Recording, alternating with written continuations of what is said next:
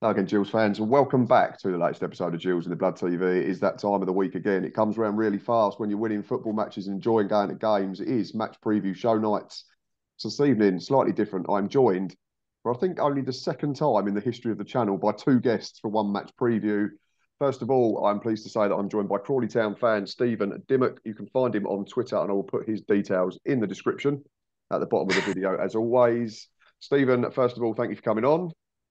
Thank you very much for having me as well. No problem at all. And we're also joined by a slightly more familiar face to both sets of fan bases. It is another Crawley Town fan, also Gillingham's commercial director, Joe Compa. Joe, appreciate you coming on and taking the time out of your evening because I'm sure you are a very busy man. And if you're not, you have to tell everybody that you are anyway. No problem at all. From sort of 7 p.m. onwards, I'm busier with three kids than I am with Gillingham Football Club. But no, all good. I know Thank you. that feeling. Right, so let's get straight into this. Try and split the questions. We always look at current form, that type of thing. Obviously, we're building up slowly but surely to the last six. We can't quite do it yet. So both teams have had four fixtures. Gills have played Stockport, Accrington, and Sutton in the league. And it's nice and easy. 1-0, 1-0, 1-0. 9 points. We are top of the league. And I might say that more than once this evening because it's not happened for a very long time. But in fairness, it's been a very, very solid start for Crawley Town. Probably some slightly unexpected, certainly from an outsider's perspective. Bradford, Salford, MK Dons. Tough start on paper. 7 points from 9. 1-0 win against Bradford opening day. Some fella called Will Wright scored a free kick. Salford 1-1 away. And then Tuesday night beat MK Dons by 2-1. Another really good win. So three sides that you'd probably back to be up and around the top portion of the table. So that's a really good return. Went out of the League Cup to Exeter by 2-1. But obviously that's a secondary concern for most clubs at this level. Stephen, I'm going to come to you first. Just how impressed have you been with the start of the season? Like I said, from an outsider's perspective, I think myself included, plenty have got you to really struggle this season. More to do with the ownership issues rather than the ability of Scott Lindsay, the manager, and the players. So just how surprised, how impressed have you been with the first quarter of fixtures so far? I haven't been. I probably was one of the very few people that said I doubt that we wouldn't go down. Maybe it was a bit of bias in there, but also because I thought, well, the manager's decent. He knows what he's doing. And I don't think that the signings weren't quite as bad as what some people were making Okay. out to be. But yeah, but I think 7 points from the first three games, considering the fixture where we had two. First, we had the two losing playoff semi-finalists, and Mm-hmm. also one of the teams who got relegated from League One last season, and that's definitely exceeded expectations without question. Because I was thinking, initially I was thinking if we get to end this month with 5 points or more, that would be decent. But yeah, it's definitely been, and I think it's not just the results, but also like the watching the team. It's been really exciting to watch. The play's been a lot quicker than what I've seen in recent years, and there's a lot more skill. It's not just hoofing out to the big lump up front like it has sometimes been in the past too. And but yeah, and it just feels like, well, obviously myself and a lot of the fans feel a lot more optimistic now than we were a couple of weeks ago, maybe, especially considering how much of an absolute shambles last season was and how excruciating quite a few of the performances were too. Yeah, of course, and that's it. And it's there's only so much knowledge that us as outsiders can get himself as a Gills fan when I do like season previews and we do these types of chats because we can only go from what we see on social media and what we listen to or read from Crawley supporters on the likes of Twitter and Facebook and that type of thing. So yeah, really promising start. I'm not sure anyone would have imagined that come this game it would be first versus third. No. So really refreshing to see for both clubs after a tough couple of years. Yeah, Joe, I I'm going to mean, come. Oh, go on. Sorry, carry on. I was going to say that if Barrow hadn't scored late on, if they hadn't scored late on last night, then it would be top. They would be That would first be against first v second. second, wouldn't it? So Yeah, of course. Yeah, they conceded to get but I mean, Peterborough it's to 1-1. still, yeah. I mean, it's still only three games, so I mean, it's not really worth taking the table that seriously at this stage. I am. I was gonna say, easy to say when you're not top of the league. Exactly, yeah. Joe, I want to come to you. Obviously, slightly different questions. You're involved with a football club on a professional basis. But first and foremost, you are a Crawley Town fan. So just how refreshing is it for you to see them at least start the season well? Because you're probably more aware than most of the ownership problems. I'd imagine you have more access to that type of information and to the whys and wherefores potentially of what's gone so horribly wrong with WAGME. It must be so pleasing, especially for the fan base, because we've seen far too many clubs in recent years go to the wall, and I think that was probably a genuine fear for Crawley Town, especially if they'd been relegated into the national. It was a fear for us as well pre-takeover as Gillingham fans. So, just how nice is it for you to see, number one, the team that you support, and also the team that employs you as well now, hopefully flourishing on a more mid to longer term basis? Yeah, I mean, let's look at Crawley last season.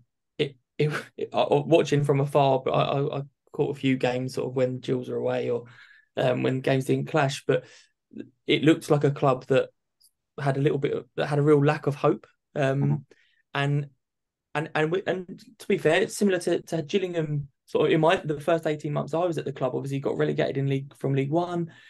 Neil sparked a bit of life, but then got relegated and looked like we'd really struggled to recover. And you get stuck in a rut. You start turning up to games expecting to get beat, quite frankly. I know us at the Gills, you'd go 1-0 down and it was like, well, we're unlikely to score today. And then there was a sort of resignation to it. And I think Crawley was suffering from that last season. The big changing point for me, looking in at Crawley, was the appointment of Scott Lindsay. I think he managed to grab hold of that football club in a really unique way. And everything seemed to be going on around him. Issues with the owners, the fans were against the owners. There was all sorts of drama. Scott Lindsay seemed to manage to just keep himself above it, keep his players above it, got the fans on board, and ultimately really proved his worth towards the end of last season. And in my view, kept them up. So I think he deserves a huge amount of credit for what he did last year. Sorry, it's my son snuck in. George, who do you want to win, Crawley or Gillingham at the weekend? Gillingham. Oh, come on. We like him. Right, go on, George. Off you go. So I think Scott Lindsay deserves a huge amount of credit. I think he started this season in the same sort of fashion, but he's been able to put his own stamp on the team. He's brought in his own players. He's let a few sort of the bigger earners go and seems to have spent the budget on players that he wants, that fits the system that he wants. And I'm hoping for Crawley's sake that that's a sign of WAGME learning some lessons. Learning some lessons from what they got wrong last year, maybe wanted to control the recruitment themselves. Seems to me they've given the manager the chance to do it themselves, and it's paying dividends. So from a Crawley fan point of view, I'm really hopeful that they've learnt those lessons and this year we're going to have a far better season. Of course. And Stephen, just to see if you can elaborate on that as well. You've been to see more games than Joe can manage due to his job at the Gills, but just how impressive has Scott Lindsay been coming into a club that was in complete disarray and managing to just sort of put all that other sort of white noise to the background and concentrate on just the on the field stuff, and to get you above the bottom two was obviously a success in itself last season, and now obviously he's looking to try and kick on. Just how impressed have you been with Scott?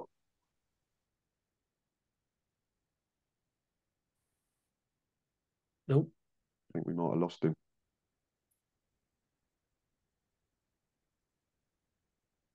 Unfortunately, it looks like Stephen is having connection Was issues. I that boring, Matt? Either that or he's very good at musical statues. So we shall carry on regardless and hope that he retains or regains, sorry, some Wi-Fi connection. I'll ask you then what I was going to ask Stephen again then, Joe, and that is WAGME is the word that gets mentioned. If you say to a football fan, Crawley Town at the moment, everyone says WAGME. Do you think they've at least regained a little bit of trust of the fan base over the last couple of months at least, because that's all it can be. It can only be over the summer. Or do you think that Scott Lindsay's success is regardless of WAGMI being at the football club? I don't think they've gained the trust of the fans just yet, if I'm honest. I actually think the fans were willing to give them a bit of time and give them a go at the start of last season. But ultimately, and you'll know this, all football fans care about really is results. Yep. I know that in my job, people care about the little things that go wrong far less when we've won the game than when we've lost the game, you know? And so WAGMI, basically, if they start winning football matches, as they have done so far, if they continue, they'll gain the trust, and people will start, their thoughts on WAGMI will start to change, and they'll start to go, okay, look, they made mistakes, they seem to have learned from them, and they'll give them the benefit of the doubt. I think that's a little way off at the moment, and I think Crawley fans need to sort of, there will come a point where they need to accept that and move on, if that makes sense. At this moment in time, I think people are very much behind Scott Lindsay. They're very much behind the players, and they feel like it's in spite of WAGMI.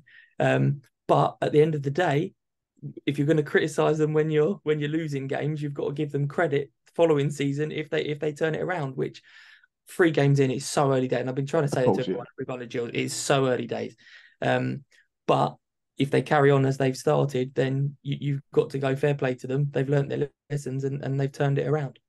And that's it. And in any walk of life, people make mistakes, don't they? It's about learning from their mistakes, admitting to them mistakes, and trying to rectify and moving forward. WAGMI can't change last season now. They can't affect what happened in 22, 23. So all they can do is make sure that it doesn't happen again in 23, 24. And the very early signs, we understand that, are that they have learned to a degree at least, and they're making strides to try and right the wrongs of the previous campaign. Yeah, absolutely, and that is all you can ask. And sort of looking at the Gills, that's something that has really impressed me most about Brad and Shannon. It's not just, oh, they've come in and chucked loads of money at it. It's how they've gone about the ownership of a football club in an environment that they don't fully know and they're not experts in. Their ability to bring in Kenny Jackett, bring in Andy Hessenthaler, you know, and use their experience as people who have been around the game a long time and tap into that and go, right, okay, how should we be building a football club? They tap into myself and they'll message me and go, what do you think about this? They'll ask Ben Reeves about ticketing questions. You know, they'll ask Phil about the media. They don't assume they know it all. And I think this is maybe one of the problems WAGMI have had, is that maybe an air of arrogance, thinking they can just come into a game they don't truly know and think that a computer will tell them how it's done, when actually it can't. And I think that's maybe the big difference between Brad and Shannon and WAGMI, has been that they've gone and found experts, found people they trust, and picked their brains, and they've given them an environment in which so far the club is flourishing in. Yeah. Stephen, we was just talking about why your Wi-Fi unfortunately dropped out, just about WAGMI, whether they've regained any sort of modicum of trust of the Crawley fan base. Joe seems to think that it's some way off at the moment. There are small steps in terms of righting the wrongs, but so what's your approach towards WAGMI at the moment? Because obviously you've started the season well, and Joe's right. He said that all the time football clubs are winning football matches, people tend to forget the off-field stuff. But as soon as a rough run of form comes about, then obviously it's the off-field stuff that starts happening. Joe will vouch for me with that with Gillingham towards the end of the Paul Scally reign. If we won a couple of games, then no one really cared about Paul Scally. But as soon as we were losing, there was Scally out chants fairly vehemently throughout the terraces at home and away games. So what's your take on WAGMI? Are they starting to repair the trust that was broken to any small degree, or is that still a way off from your personal point of view? No, not really. I think there's a lot of the fans have probably seen that a lot of the good things that have been done in the summer and at the start of the season has been the manager, as in Scott Lindsay, but also Tom Allman, who's the general manager. He's done quite a few good things, so like getting a new training ground sorted out and like I've said that, which that's also been helpful too. But as for the owners, I just think that again, it's just more their lack of knowledge, I think, of how football works in this country, and just how I'll say just how they can be quite, I'll say just like unpredictable, how unpredictable they are in terms of how you think they'll be doing for, and then they'll go and do something stupid, like like like I've put out a really embarrassing video about another club, which is what happened last summer. But but yeah, I think it's just a case that once I think that, to be honest with you, I don't see it really changing much until when there's a change of ownership. That's just what I've got the impression from the majority of the fan base, to be So it's honest. almost like too much harm has already been done for them to ever sort of to ever regain the trust properly of the fan base. It's too far down the line now. Potentially, although I do think that last season, Chris Scarley, who was the director of football time, I think he was definitely as responsible for what went wrong last year as much as the owners, because he was signing some of the players, and a few of them turned out to be atrocious, to be honest. And we also had a few, like he messed up. There was the Matthew Etherington debacle as well, which he messed up, and the Tom Nichols thing, that was an absolute debacle as well. And I think it was only funny enough. I think going back to when the moments when things kind of stabilised, but I would argue in some extent it was the day when Matthew Etherington resigned, because when that happens, we had there was a couple of games where we had Darren Byfield in caretaker charge. And then there was the one, I think it was the Newport game, where we put in a really good performance that day. And then that was like, okay, we can maybe do all right for that. And then that was when Scott Lindsay was then appointed a few days after that. So, but yeah, I do think that I don't really see a way back for these owners, to be honest with you, unless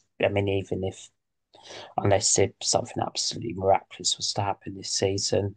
And even that, I think it might be quite hard. I think just jump in there, Matt. Yeah, of I course you think can. I'm not going to necessarily come on and just defend WAGMI, but one thing I would say about them is I would say about Crawley Town as a football club, and obviously I haven't been there for 5 years. It's you made a comment earlier about clubs going to the wall. Now the fact is, it's very difficult for Crawley Town to compete in League Two Mhm. in a Mm. sustainable way, but still progressing on the pitch. It's very tricky. Take the two clubs we're talking about today. Gillingham getting six and a half thousand in through the gate. Crawley getting 2.5, 3. Now there's obviously the ticket money, but there's the secondary spend on the bars, and I obviously know the revenues of both clubs on a match day. And it's tough, right? It's tough for a club like Crawley to compete.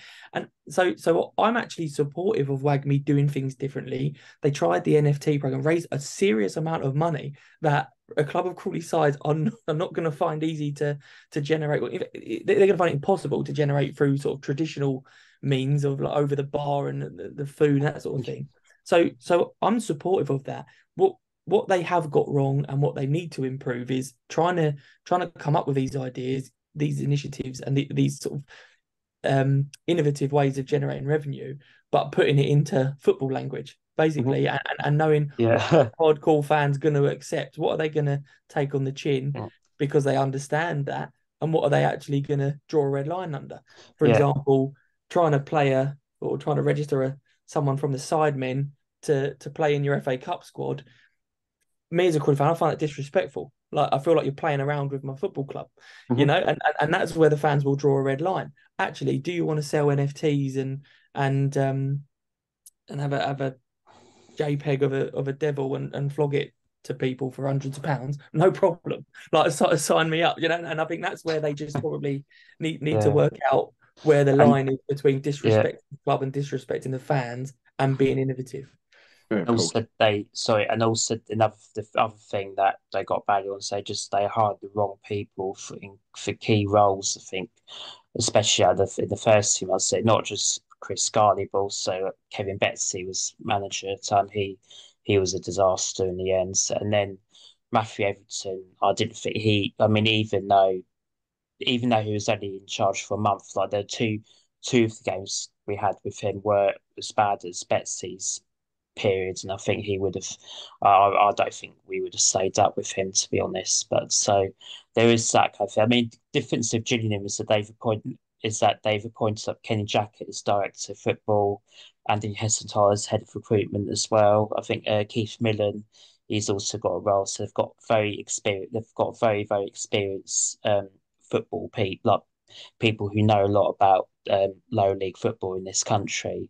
Whilst with us with WAGMI, they just hired either like youth people who've only worked in youth football or people who just stats people basically. So I think that was where I think the difference is with in terms of who's obviously the more competent owner.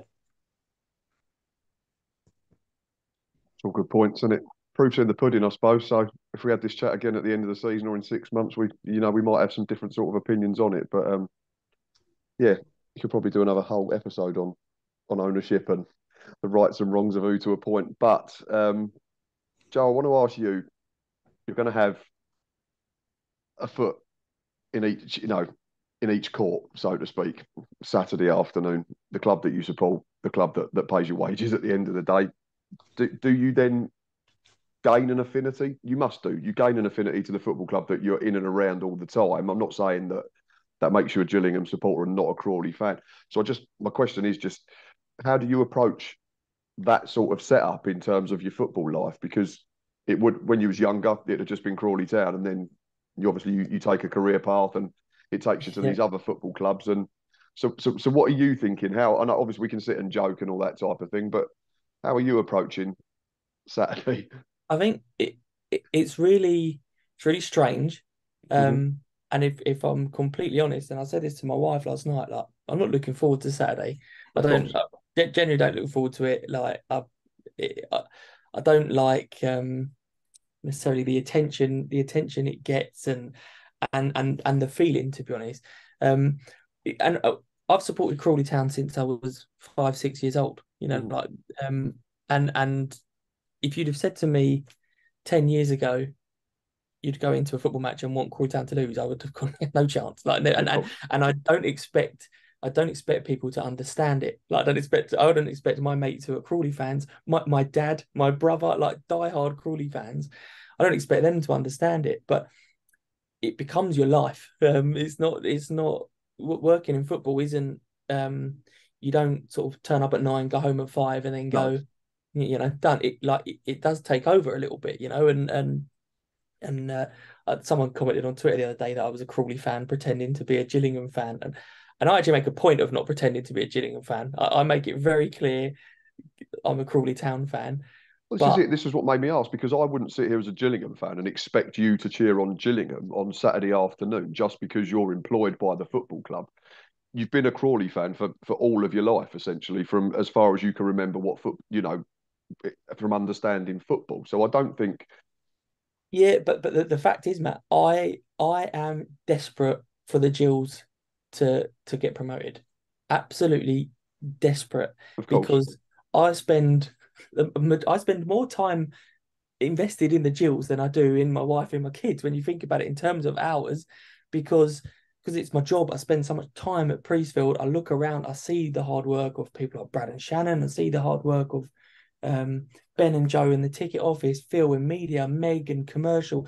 I see all these people grafting every day, and I know what it would mean to that club, and I know what it would mean to those individuals, and they deserve a bit of success, particularly those who have gone through a difficult couple of years. So I don't hide the fact that on Saturday I want the Gills to win, but I also hate myself for saying that.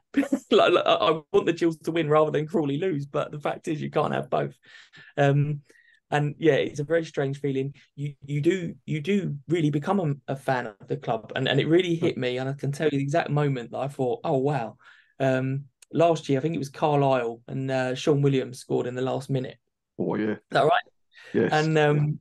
And I do the man of the match, or sometimes do the man of the match at the end of the game. So 85 minutes, I go up to the director's box, ask the match sponsors who the man of the match is, whatever. And I'm stood at the back of the upper midway. And so I have like a a whole space either side of me. Mhm. And Sean Williams has smashed it in, and I've gone running.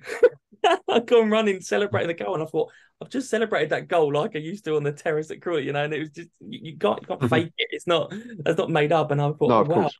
I got that same emotion that, and I still get it when I watch Crawley. But so yeah, I'm invested fully.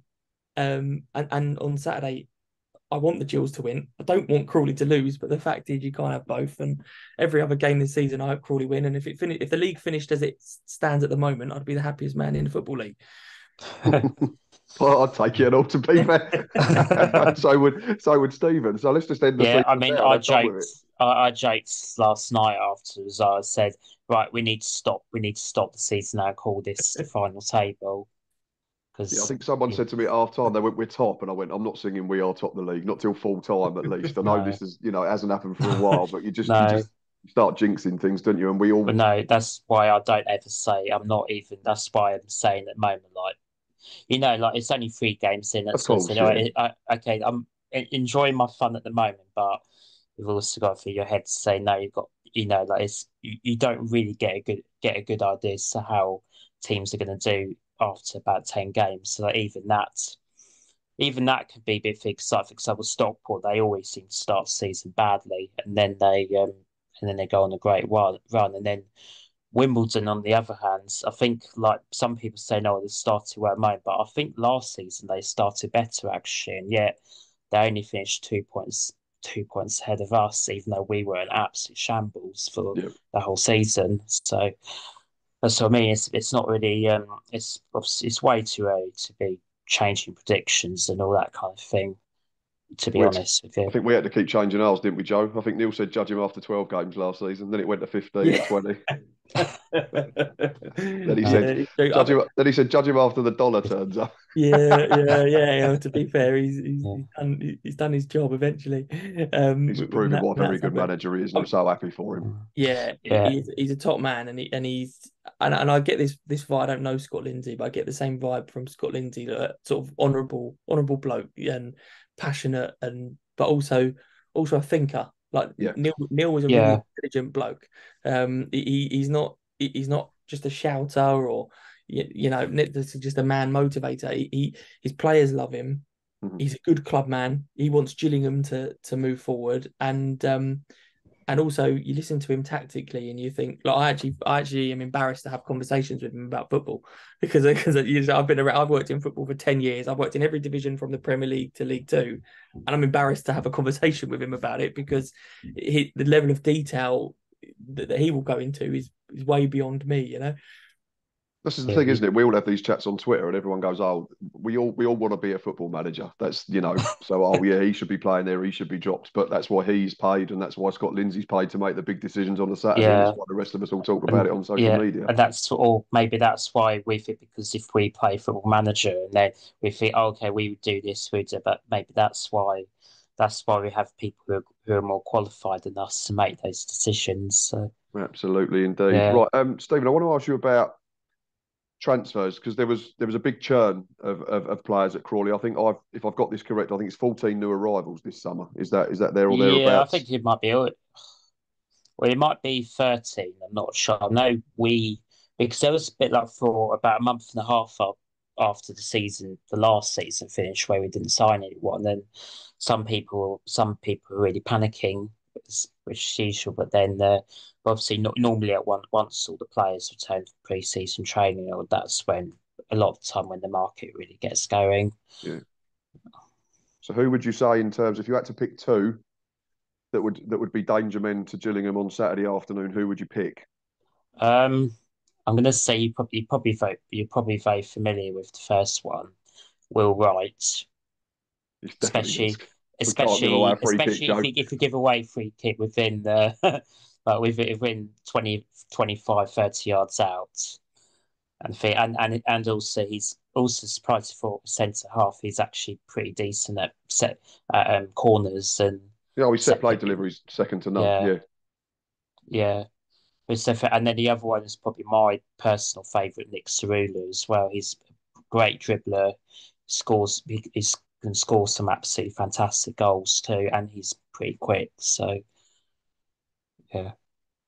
So there's two to look out for them. But yeah, there's going to be plenty of new propositions in terms of Gills with such a big turnover of players at Crawley. So what do you think? What do you think the 11 will be then, Stephen? If we can just run through that fairly quickly. So Corey Dye will play in goal. Yep. Obviously. Right back, I'm not sure because Callum Gordon went off injured yesterday. Apparently, he's going to be out for a little bit. So I reckon that he'll probably change the formation, go to 4-4-2, Okay. and then so right back will be Will Wright because I think he can play there too, and then we'll have Dion Conroy and Harry Ransom as the two centre backs, and then Nick Cerudo will be at left back. And then midfield will probably be, I'll say probably Ronan Darcy, Jay Williams, Liam Kelly as well, and who else do I think play? I mean, I'll say probably maybe like that. Probably those two be. I'm going to 4-4-3 action. I'll say they'll be the midfield, and then up front will be Dom Telford, Danilo Orsi, and Adam Campbell as well. So it'd just be Campbell in for the injured Gordon. Then you think just one change from Tuesday night. And there'll be a change of formation because I mean, other than Will Wright, we do have Travis Johnson who can also play right back, but I'm not sure he's up to League Two standard to be honest. So see what happens. Yeah. Joe, I'm going to ask you, if you was Neil Harris, how do you think we would line up Saturday? We would line up, the Gills would line up 3 o'clock come Saturday, because he's been quite clever at chopping and changing at the moment. Not massively, but in terms of just tweaking it just to keep people fresh and that type of thing. And obviously it's another 3-game week. There was a few that, for me, Tuesday night just started to look tired the last 20 minutes. So can you see Neil making some changes? Yeah, I can. I think it's going to be a very different game from the game we had on Tuesday night. Mm-hmm. I actually think probably you will not find two more contrasting sides in the league than Sutton and Crawley. Crawley play very much, try and play through the thirds. They move the ball very quickly. Mm-hmm. Really short team. It wouldn't surprise me if they weren't the shortest team in the division. That comes. It will come as the the Tom Nichols thing. Yeah, that's true. Yeah, but they've got energy. They move the ball quickly. Whereas Sutton were a lot more about the physicality and putting the ball in the box as often as they can, as quickly as they can. So it wouldn't surprise me if there were changes. But I mean, I personally think he probably sticks. I will say he probably. I would stick with. Hang on a sec. Sorry, it's my kid. In a minute, 2 minutes. Yes, 2 minutes. Sorry. Is he picking it? Let him pick the team. It's fine. Yeah. I imagine Nichols and Naderton continue to play. I think those two, and I mean, I've seen them play obviously over the course of a couple of years, and I wasn't surprised. I think they've no team so far has struggled has got hold of them too. No. Obviously Crawley will be well aware of them, so I think they probably play. If there's going to be changes, you might say the midfield, because I think that's where we got a lot of strength in depth. But I don't think there'll be too much change from the team that beat Sutton last night. See, my question mark was whether do we maybe match up, because I think, but then Stephen's just thrown that theory out the water and said that Crawley are going to switch to a back four because there's an injury to a wing back. Because I was thinking Neil might match up and go with 3 centre halves, because Connor got on, didn't he, last 10 minutes or so, 5-10 minutes against Sutton. So I didn't know if that was just a little sort of easing him back in to maybe give him a start. But if it's a tough one, because we've looked so solid at the back. That's the thing, yeah. What if it's not broken? Why fix it? That type of thing. Are you the only team in the EFL?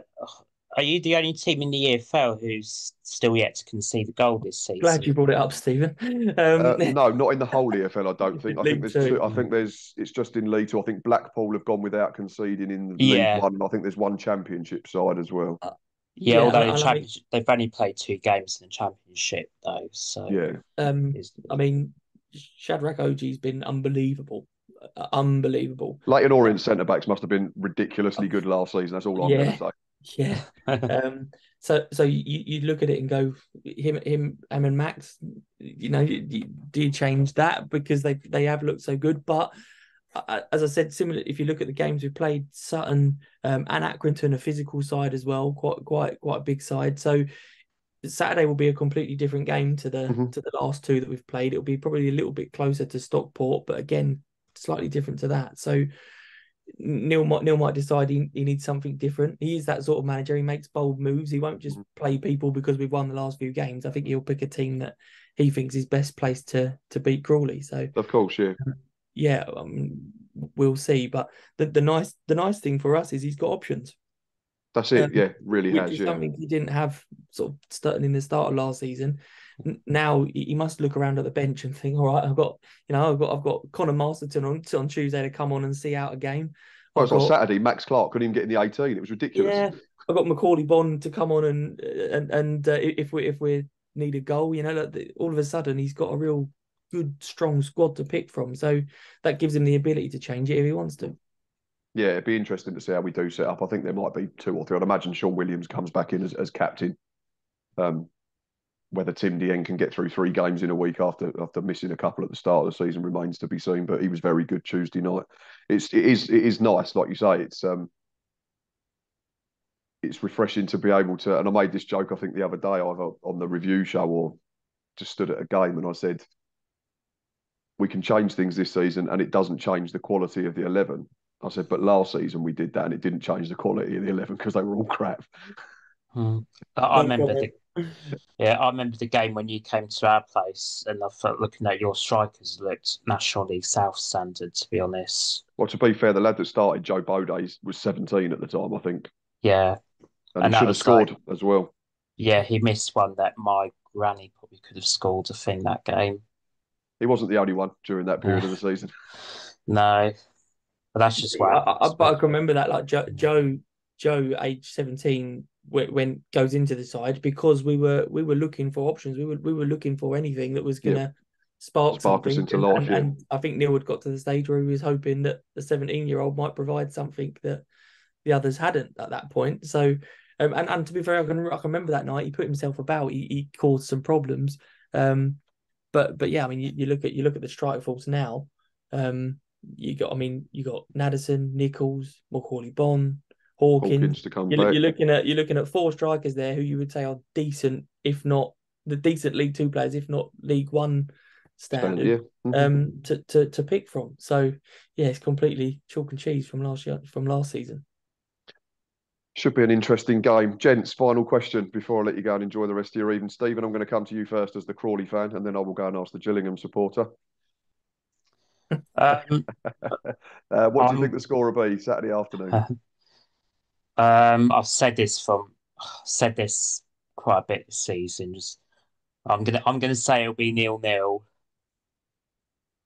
Okay, fair enough. I think we'll snuff that. I reckon that our defence know Nichols and Addison well enough. I think they'll stuff them out, and they'll probably want to try and prove a point against them. But I'm not sure whether we'll score though, because of the fact that Gilliam's defensive record has been so strong, not just this season, but towards second half of last campaign as well. Joe, come to you. I am going to go 2-1 Gills. Nichols and Nadesan for the Gills. Oh no! Only because Glenn Morris won't play. And I'll go Will Wright for Crawley. Why not? Let's have the full house. What's happened with Glenn Morris then? Is he just been like? Is he just? He got injured in pre-season and missed. I think he missed last couple of weeks of pre-season. He certainly missed the last friendly, didn't he, Joe, against Dagenham, and then didn't make the open training session. And then but Jake's been really good, and I think Neil said we're lucky enough that we've essentially got 2 number ones. Yeah, so you wonder whether. Yeah, you're not having him back. You're not having him back. No, I mean, to be honest, Corey Dyer's got a lot better in the last few months. So I mean, it's kind of that, and it's also funny with Nadesan as well. I think that's worked out best for everyone, to be honest, that transfer, because I don't think he really suits what Lindsay's trying to do with us. But I think with a manager like Neil Harris, who's a bit more long ball, that kind of, I think that one he would be really good fit for him. So He's doing all right so far. He's doing okay. I wrote my score Yeah. prediction down before, so there we go. I've sat on the fence. I thought Joe was going to be the fence sitter. I've said 1-1 Nichols. Maddison will definitely set it up. Gentlemen, it's been a real pleasure. Thank you very much. Looking forward to Saturday. I will Thanks be very there. much. Joe will be there. I'm sure you'll be there.